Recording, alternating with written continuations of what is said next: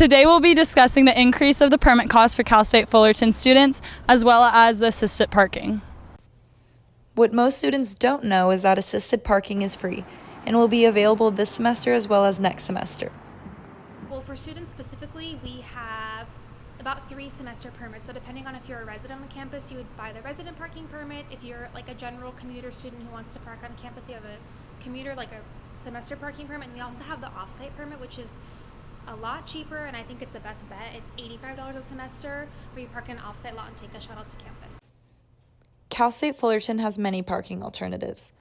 These consist of the carpool lot, discounted bus passes, parking in the hotel lot next to campus for $10, as well as the valet, which is more formally known as assisted parking. I think as of now, the parking is very ineffective just because there's so many students and not enough spaces. But the actual process of parking and the different lots that they offer and the assisted parking, that's pretty effective, but right now it's kind of just annoying. Some students have even resorted to getting dropped off by friends and family, or even going the extra mile in using Uber and Lyft as a way of transportation.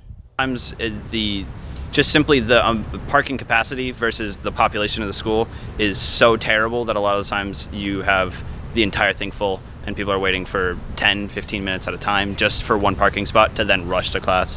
So rather than hassle with that, I just Uber.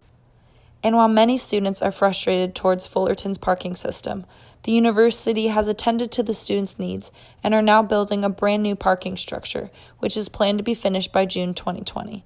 The cost of this semester's parking permit is currently $285 for students, but this summer it'll increase to $334. And I'm Chloe Lee, reporting for CSUF News.